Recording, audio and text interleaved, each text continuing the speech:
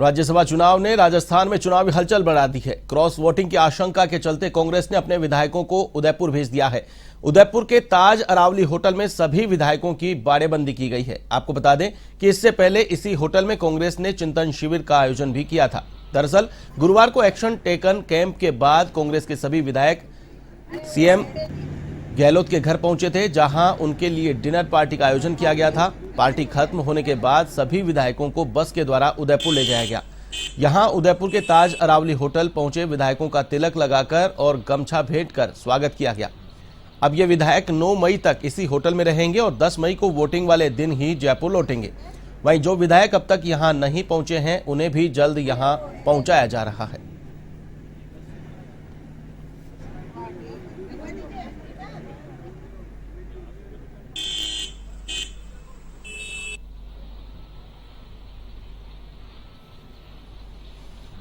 आपको बता दें कि राजस्थान में राज्यसभा चुनाव के बाद अब हलचलें तेज हो गई हैं।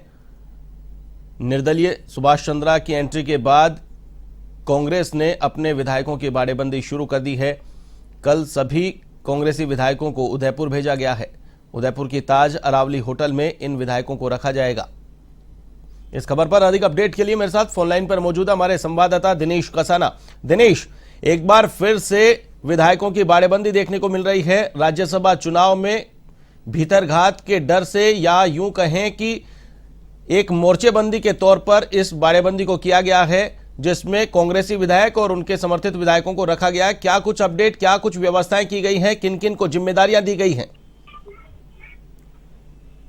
देखिए, कांग्रेस की ओर से बाड़ेबंदी की गई है और विधायकों को उदयपुर शिफ्ट किया गया है। कल मुख्यमंत्री आवास से बस के द्वारा करीब 45 विधायकों को उदयपुर ले जाया गया। इसके अलावा कुछ मंत्री बीच में बस में सवार थे, कुछ मंत्री अपनी गाड़ियों से भी गए, कुछ विधायक अपनी गाड़ियों से पहुंचे हैं।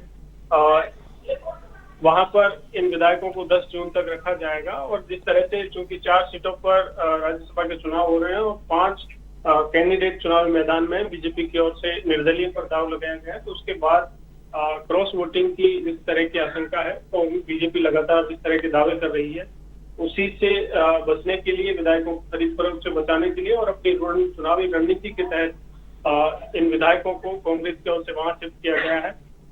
10 जून तक ये वहीं पर रहेंगे और पूरी रणनीति मुख्यमंत्री अशोक गहलोत की जिस तरह की है, लगातार इस बात को मुख्यमंत्री कहते रहे हैं कि बीजेपी खरीद फरोख्त कर सकती है, उनके विधायकों को प्रलोभन दिया जा रहा है। क्योंकि मुख्य बात यह है कि 13 निर्दलीय विधायक हैं जो सरकार के साथ, जब से सरकार का गठन हुआ 2018 से तब से सरकार के साथ है, लेकिन बीजेपी लगातार दावे कर रही है कि राज्यसभा चुनाव में 30 वोट उनके पास सरप्लस है, 11 वोटों की आवश्यकता है।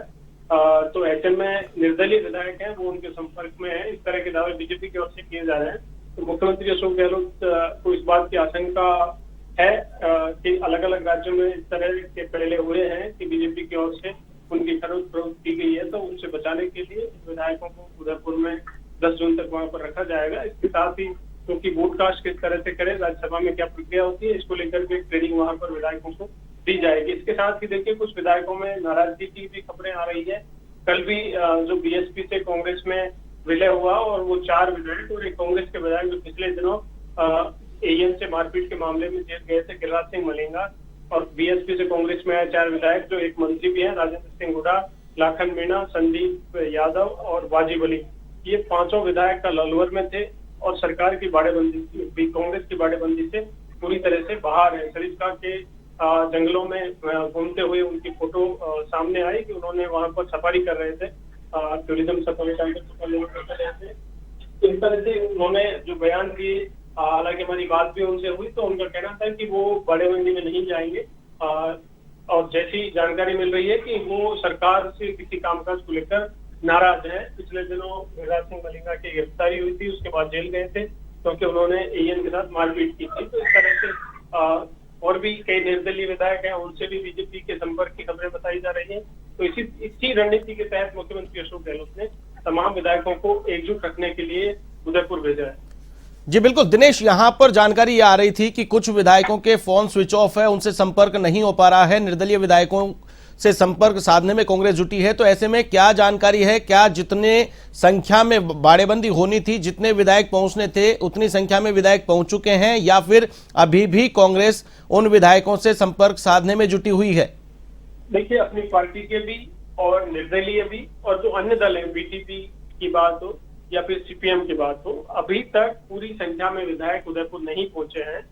कुछ विधायकों की नाराजगी भी है, कुछ अपनी परेशानियों, जो पारिवारिक परिस्थितियां हैं उनके चलते वहां पर नहीं पहुंचे हैं। जो अन्य दूसरे दल हैं, बीटीपी सरकार से नाराज बताई जा रही है। उनके कई बार बयान भी आए कि वो सरकार से उन्होंने समर्थन वापस लिया, उनके पत्र भी सामने आए। तो इस तरह से मुख्यमंत्री अशोक गहलोत लगातार प्रयास कर रहे हैं कि सबकी नाराजगी दूर की जाए, सबको साथ में लाया जाए। और राज्यसभा चुनाव में उन्हीं के सहारे पर, निर्दलियों के सहारे ही कांग्रेस ने 3 कैंडिडेट उतारे हैं। चूंकि कांग्रेस के पास पार्टी के अपने विधायकों को 108 ही विधायक हैं, जबकि कांग्रेस को 3 सीटें जीतने के लिए 113। कांग्रेस लगातार पूरी रणनीति बना रही है कि किस तरह से निर्दलीय विधायकों को साथ रखा जाए। सरकार के गठन से ही वो साथ थे, लेकिन अब कुछ विधायक नाराज बताया जा रहा है। बीएसपी से कांग्रेस में जो विलय कर चुके हैं, उनका भी मामला सुप्रीम कोर्ट में चल रहा है, तो वो भी इस बात को लेकर नाराज हैं। लगातार कोर्ट के चक्कर लगा रहे हैं। हमने सरकार को समर्थन दिया था स्थिर करने के लिए, लेकिन फिर भी सरकार की ओर से पैरवी न करके उनको खुद को पैरवी करनी पड़ रही है।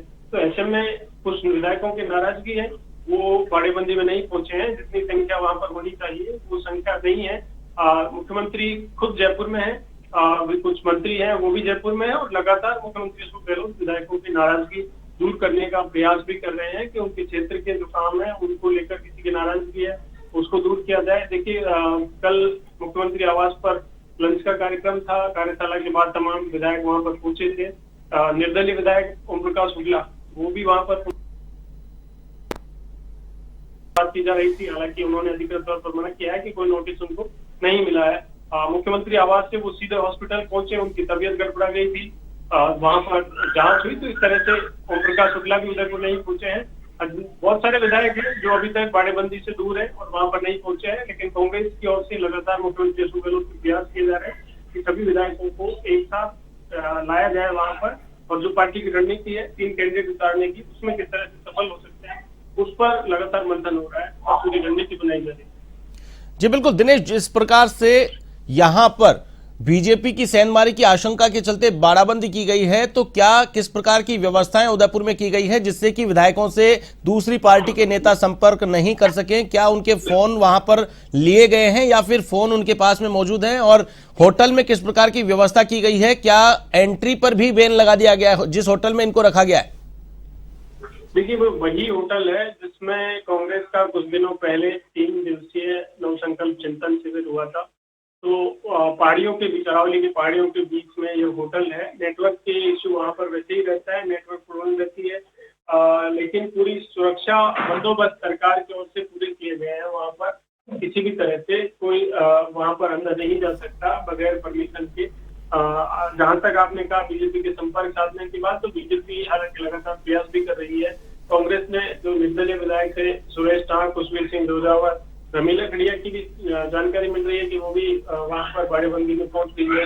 वो विधायक हैं बाबूलाल नागर भी पहुंच गए हैं।